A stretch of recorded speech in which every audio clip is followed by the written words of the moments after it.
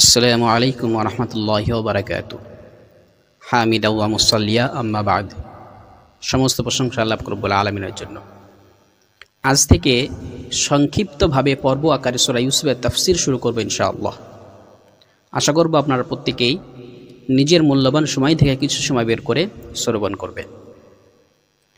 সূরা ইউসুফ কোরআনের 12তম সূরা। এই সূরাটা মক্কি সূরা, অর্থাৎ মক্কায় অবতীর্ণ হয়েছে। এই সূরার মধ্যে আল্লাহ রব্বুল আলামিন অনেক কিছু শিক্ষা দিয়েছেন আমাদের। প্রথমত তিনি আমাদেরকে বলে দিয়েছেন যে ভাই ভাইয়ের বিরুদ্ধে কীভাবে ষড়যন্ত্র করেছিল, এবং তিনি আমাদের শিখিয়েছেন গুনাহ থেকে নিজেকে কিভাবে আটকানো যায়। তারপরে তিনি আমাদের জানিয়েছেন যে আল্লাহ যাকে সম্মান দিতে চান, যাকে বড় করতে চান, দুনিয়ার কোনো শক্তি নাই তাকে অসম্মানিত করার। পরিশেষে তিনি আমাদের এটা বলে দিয়েছে ক্ষমা কিভাবে করতে হয়, তিনি ক্ষমা করা শিখিয়েছেন আমাদের। তো আমরা সবটাই জানবো, অনেকে শুনেছেন অনেকে শুনেননি। তো ইনশাআল্লাহ আজকে আমরা সবটাই কোরআন আল্লাহ রব্বুল আলামিন যেভাবে বর্ণনা করেছেন সেইভাবেই আমরা বলার চেষ্টা করব ইনশাআল্লাহ। প্রথমেই আমরা জেনে নিই সূরা ইউসুফের অবতীর্ণের কারণ কি। সূরা ইউসুফ আল্লাহ রব্বুল আলামিন কেন নাজিল করলেন। আল্লাহ তাআলা এই বিষয়ে তিনি এই সূরার মধ্যেই বলেছেন লাকাদ কানা ফি ইউসুফ ওয়া ইখওয়াতিহি আয়াতুল লিসাইলিন। সূরা ইউসুফ এবং তার ভাইদের এই ঘটনায় প্রশ্নকারীদের জন্য নিদর্শন রয়েছে। তার মানে এর অবতীর্ণর কারণ হচ্ছে যে জনাবে মুহাম্মদুর রাসূলুল্লাহ সাল্লাল্লাহু আলাইহি সাল্লাম যখন মক্কায় তিনি নবুয়তের পরে দাওয়াত দিতে শুরু করলেন মক্কার কাফির মুশরিকদেরকে, তখন সেই সমস্ত কাফির মুশরিকরা দাওয়াত গ্রহণ করলো না। দাওয়াত গ্রহণ তো করলই না, এবং কি করলো তারা মুহাম্মদ সাল্লাল্লাহু আলাইহি সাল্লামের বিরুদ্ধে তারা ষড়যন্ত্র শুরু করলো। রকমের তারা কষ্ট দিতে শুরু করলো। এত রকম ষড়যন্ত্র কষ্ট দিয়েও যখন মুহাম্মদ সাল্লাল্লাহু আলাইহি সাল্লামকে আটকানো যাচ্ছে না, তখন তারা চিন্তায় পড়ে গেল একে কীভাবে আটকানো যায়।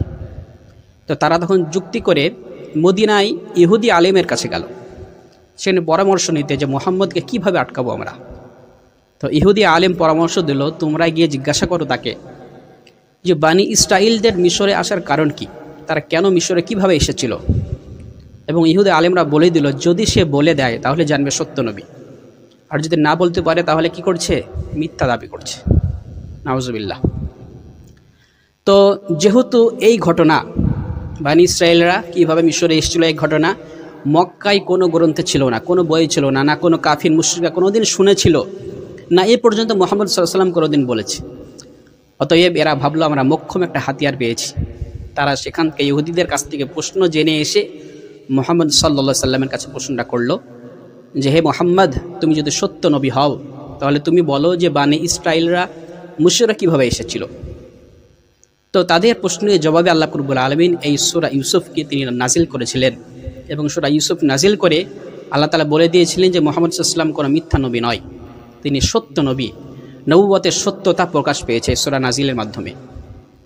শুধু তাই নয়, আল্লাহ রব্বুল আলামিন যেমন মুহাম্মদ সাল্লাল্লাহু আলাইহি সাল্লামের নবুয়তের সত্যতার প্রকাশ তিনি দিয়েছেন এই সূরা অবতীর্ণের মাধ্যমে, ঠিক তেমনি একটা ভবিষ্যৎবাণীও তিনি দিয়েছেন কাফির মুশরিকদেরকে। তিনি এই ভবিষ্যৎবাণী দিয়েছেন যে যেভাবে ইউসুফের 10 ভাই তার বিরুদ্ধে ষড়যন্ত্র করে তাকে মারার হুমকি দিয়ে এবং তাকে কুয়োতে ফেলে যেভাবে তারা কত রকম চেষ্টা করেও তাকে আটকাতে পারেনি, তাকে আমি মিশরের সিংহাসনে বসিয়েছি, তার সম্মানকে আমি আরও বাড়িয়েছি। ঠিক তেমনি তোমরাও হে কাফির মুশরিক, তোমরাও তোমাদের গোত্রের নিজ সম্প্রদায়ের ব্যক্তি মুহাম্মদ সাল্লাল্লাহু আলাইহি সাল্লামের উপরে যেভাবে ষড়যন্ত্র করছো, যেভাবে তোমরা রকমের কষ্ট দিচ্ছ, মনে রেখো তোমরাও এর সম্মানকে কোনোদিন আটকাতে পারবে না। আমি আল্লাহ রাব্বুল আলামিন এর সম্মান সারা দুনিয়ায় ছড়িয়ে দেব। তিনি এটাও ভবিষ্যৎবাণী দিয়েছিলেন। অতএব এটা হলো সূরা ইউসুফ অবতীর্ণের কারণ। তো যাই হোক, কথা না বাড়িয়ে আমরা এবার মূল তাফসীরের দিকে যাব। বিসমিল্লাহির রহমানির রহিম। আলিফ লাম রা। আলিফ লাম রা এটা হচ্ছে হুরুফে মুকাত্তাআত। এর মানে আল্লাহ রাব্বুল আলামিন তিনি শুধু নিজেই জানেন। এটা আল্লাহ রাব্বুল আলামিন বিশেষ একটা স্টাইল। এইভাবে না মক্কার কোনো ব্যক্তি কথা বলতো, না মুহাম্মদ সাল্লাল্লাহু আলাইহি ওয়াসাল্লাম হাদিসের মধ্যে কোনোদিন এইভাবে কথা বলেছেন। তাহলে মক্কার ভাষাবিদ যারা ছিল তারাও এইভাবে কথা বলেননি।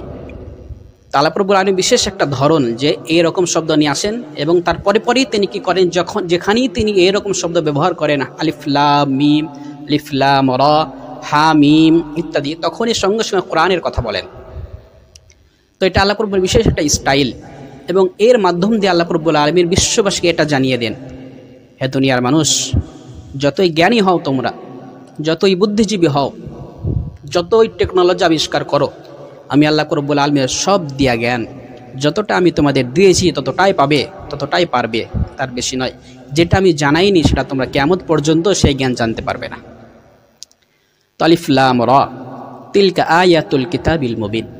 আল্লাহ তাআলা বলছেন এটা স্পষ্ট আয়াতের, স্পষ্ট কিতাবের আয়াত, অর্থাৎ স্পষ্ট কিতাব বলতে কোরআনের আয়াত। ইন্না আনজালনাহু কুরআনান আরাবিয়্যা লাআল্লাকুম তাকিলুন। আল্লাহ তাআলা বলছেন নিশ্চয় আমি কোরআনকে আরবি ভাষায় অবতীর্ণ করেছি। কোরআনকে আল্লাহ রব্বুল আলামিন আরবি ভাষায় কেন অবতীর্ণ করলেন?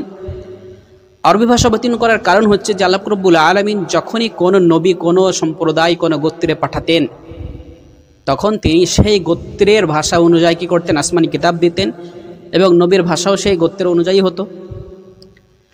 তাহলে মুহাম্মদ সাল্লাল্লাহু আলাইহি ওয়াসাল্লাম যেহেতু আরবে তার জন্ম হয়েছে, অতএব তিনি আরবি ভাষা বলেন, অতএব আরবিতেই কী করলেন? কোরআন অবতীর্ণ করলেন, লাআল্লাকুম তাকিলুন, যেন তাদের বুঝতে সহজ হয়, যেন তারা কী করতে পারে? সহজেই বুঝতে পারে। এবং আরেকটা কথা বলা হচ্ছে যে আরবি ভাষাটা আল্লাহ রাব্বুল আলামিন চুজ এই জন্যই করেছেন, বাছাই করেছেন, যে আরবি ভাষাটাকে বলা হয় রিচ ভাষা, অর্থাৎ ধনী ভাষা। একটা শব্দ থেকেই হাজারো শব্দ বের করা হয়। যেমন ধরুন ইলমুন মানে জ্ঞান, এই ইলিম যারা জানে তাদেরকে বলা হয় আলিম, এবং যেটা জানা হয় তাকে বলা হয় মালুম ইত্যাদি। এইভাবে অনেক শব্দ বের করা হয়। তো আরবি ভাষা কোরআন অবতীর্ণের জন্য এই ভাষাটাই কি ছিল? প্রয়োজন ছিল। আল্লাহ রাব্বুল আলামিন এই ভাষাটাকে তিনি বাছাই করেছেন এবং এই ভাষাটা দিয়ে কোরআন অবতীর্ণ করেছেন। আল্লাহ তাআলা বলছেন লাআল্লাকুম তাকিলুন, যেন তোমরা সহজে বুঝতে পারো, এই জন্য আমি কোরআনকে আরবি ভাষায় অবতীর্ণ করলাম। নাহনু নাকুসসু আলাইকা আহসানাল কাসাস। আল্লাহ তাআলা বলছেন যে আমি আপনার সামনে মুহাম্মদ, অর্থাৎ হে মুহাম্মদ, আমি আপনার সামনে একটা সুন্দর ঘটনা বর্ণনা করছি। বিমা আওহাইনা ইলাইকা হাযাল কোরআন, ওহির মাধ্যমে এই কোরআনের মধ্যে আমি আপনার সামনে একটা সুন্দর ঘটনা স্থাপন করছি। অর্থাৎ আল্লাহ রাব্বুল আলামিন এই যে ওহির মাধ্যম দিয়ে তিনি বলে এটা বুঝিয়ে দিলেন যে এই যে ঘটনা বর্ণনা করা হবে, কাফির মুশরিক দাবি করতে পারে এটা মুহাম্মদের বানানো কি কথা। এই জন্য আল্লাহ তাআলা এটা ক্লিয়ার করে দিলেন যে এটা আমি ওহির মাধ্যম দিয়ে তাকে জানিয়েছি, অতএব এটা মুহাম্মদের বানানো গল্প নয়, এটা জাদু নয়, এটা কিচ্ছু না, এটা আমার পক্ষ থেকে আমার কালাম, এটা আমার পক্ষ থেকে ওহির মাধ্যম দিয়ে অবতীর্ণ কালাম, এটা কোরআনের আয়াত, কোরআনই ঘটনা। বলেন সুন্দর ঘটনা, এত সুন্দর ঘটনা হে নবী আপনার সামনে আমি পেশ করতে চলেছি, বায়ান করতে চলেছি। আপনাকে নিজেও শুনে ভালো লাগবে এবং যারা শুনবে এবং যারা বলবে প্রত্যেককে ভালো লাগবে। ওয়াইন কুনতা মিন ক্বাবলিহি লামিনাল গাফিলিন, যদিও এর পূর্বে আপনারা এই ঘটনার সম্বন্ধে কোনো ধারণা ছিল না, যদিও এই ঘটনা আপনি জানতেন না বা পূর্বে কেউ জানতো না, কিন্তু আমি আপনাকে ওহির মাধ্যম দিয়ে সেটা জানিয়ে দিচ্ছি। তো আল্লাহ রাব্বুল আলামিন এই পর্যন্ত কোরআনের কথা বললেন, কোরআন কি ভাষা অবতীর্ণ করেছেন সেটা বললেন, এবং তিনি এটা বললেন যে সুন্দর ঘটনা আপনার সামনে ওহির মাধ্যম দিয়ে অবতীর্ণ করছি, তিনি এটাও জানালেন। এই পর্যন্ত এতগুলো কথা হলো। এবার আল্লাহ রাব্বুল আলামিন তিনি ঘটনা শুরু করছেন, মূল ঘটনা শুরু করছেন এখান থেকে। মূল ঘটনাটা কি? ইয ক্বালা ইউসুফু লিআবিহি ইয়া আবাতি ইন্নী রাআইতু আহাদা আশারা কাওকাবা ওয়াশ-শামসা ওয়াল কমার রাআইতুহুম লি সাজিদিন। ইউসুফ আলাইহিস সালাতু ওয়াস সালাম একটা স্বপ্ন দেখেছেন। মুফাসসিরিনে কেরামগণ বলেন সেই সময় তার বয়স ছিল 12 বছর। ইউসুফ আলাইহিস সালাতু ওয়াস সালাম 12 বছর একটা স্বপ্ন দেখলেন যে 11টা তারা এবং চন্দ্র সূর্য তাকে সেজদা করছে। তো সেই স্বপ্ন দেখে তিনি তার পিতামহ ইয়াকুব আলাইহিস সালাতু ওয়াস সালামকে বললেন, হে আমার আব্বাজান, আমি একটা স্বপ্ন দেখেছি। স্বপ্নটা হচ্ছে যে 11টা চন্দ্র এবং 11টা তারা এবং চন্দ্র সূর্য আমাকে সেজদা করছে। তো মুফাসসিরিনে কেরাম বলেছেন 11টা তারা থেকে উদ্দেশ্য হচ্ছে তার 11 ভাই, চন্দ্র সূর্য থেকে উদ্দেশ্য হচ্ছে কে কারা? তার পিতা এবং মাতা। এবং এই স্বপ্ন কারো কারো মতে 40 বছর পরে পূর্ণতা পেয়েছে, কারো কারো মতে 80 বছর পরে পূর্ণতা পেয়েছে। যখন তিনি মিশরের বাদশাহ হয়েছিলেন এবং তার সিংহাসনে যখন তার পিতা মাতাকে বসিয়েছিলেন এবং তার 11 ভাই যখন তার সামনে বসেছিল। তো যাই হোক, তার মানে যখন তিনি স্বপ্ন দেখার পর তার আব্বাকে বললেন যে আমার আব্বা, আমি একটা স্বপ্ন দেখেছি, স্বপ্নটা হচ্ছে এ। তো ইয়াকুব আলাইহিস সালাতু ওয়াস সালাম তিনি বুঝতে পারলেন যে আমার পরে আমার ছেলে কি হবে, নবুবত পাবে বা নবী হবে। যেহেতু তিনি নবী ছিলেন, তার বুঝতে তো অসুবিধা নাই, তিনি বুঝতে পারলেন। এবং তার যে 12 ছেলে, তার মধ্যে সব থেকে বেশি প্রিয় পাত্র ছিল ইউসুফ আলাইহিসসালাম। সব থেকে বেশি ভালোবাসতেন, কোনো সময় আলাদা হতে দিতেন না, সব সময় কাছে কাছে রাখতেন। তো তিনি আশঙ্কা করলেন যে ইউসুফকে তো আমি এমনি বেশি ভালোবাসি, আবার ইউসুফ পরবর্তী নবী, যদি ইউসুফের অন্যান্য ভাইয়েরা জানতে পারে, বুঝতে পারে, তাহলে কি হবে, হিংসায় বশবর্তী হয়ে এর বিরুদ্ধে ষড়যন্ত্র করতে পারে। তো ইয়াকুব আলাইহিসসালাম কি করলেন, বললেন ক্বালা ইয়া বুনাইয়া লা তাকসুস রুইয়াকা আলা ইখওয়াতিক। ইয়াকুব আলাইহিস সালাম বললেন, হে আমার কলিজার টুকরা, তুমি তোমার এই স্বপ্নটা তোমার ভাইদের সামনে বলো না। তুমি তোমার যে স্বপ্ন দেখেছো, এই স্বপ্নটা তাদের সামনে বলো না। কেন? ফায়াকিদু লাকা কাইদা, হতে পারে ওরা ষড়যন্ত্র করবে। ইন্নাশ শাইতানা লিল ইনসানি আদুউম মুবিন, শয়তান হচ্ছে মানুষের প্রকাশ্য দুশমন। অতএব তোমার ভাইরা যদি নাও চায়, তারপরও শয়তান মানুষের প্রকাশ্য দুশমন। শয়তান তোমার ভাইদের মনে কি করতে পারে, হিংসা ঢুকিয়ে দিতে পারে। হিংসা বিদ্বেষের কারণে তারা তোমার বিরুদ্ধে ষড়যন্ত্র করতে পারে, তোমার ক্ষতি করতে পারে। অতএব তুমি এই স্বপ্নের ব্যাখ্যা, স্বপ্ন তাদের সামনে বলো না। এবার আল্লাহ পাক রব্বুল আলামিন বলছেন যে ওয়া কাযালিকা ইয়াজতাবিকা রাব্বুকা ওয়া ইউআল্লিমুকা মিন তা'ওয়িলিল হাদিস, যে এমনিভাবেই আমি তোমাকে বাছাই করেছি এবং স্বপ্নের ব্যাখ্যা শিখিয়েছি এবং আমার নিয়ামত অর্থাৎ নবুয়তকে তোমার উপর পরিপূর্ণ করেছি। যেমনভাবে তোমার পিতা ইয়াকুব আলাইহিস সালামকে কী করেছিলাম, নবুয়ত দিয়েছিলাম, এবং তার পিতামহ ইব্রাহিম এবং ইসহাককে কী করেছিলাম, মানে আমার নিয়ামত অর্থাৎ নবুয়ত দিয়েছিলাম। ইন্না রাব্বাকা আলিমুন হাকিম, আল্লাহ রাব্বুল আলামিন সব জানেন, তিনি প্রজ্ঞাময়। আল্লাহ তাআলা এখান থেকে এর মধ্যে একটা কথা বলছেন যে হে ইউসুফ, আমি তোমাকে বাছাই করেছি নবুয়তের জন্য, তোমাকে নবী বানিয়েছি, স্বপ্নের ব্যাখ্যা শিখিয়েছি।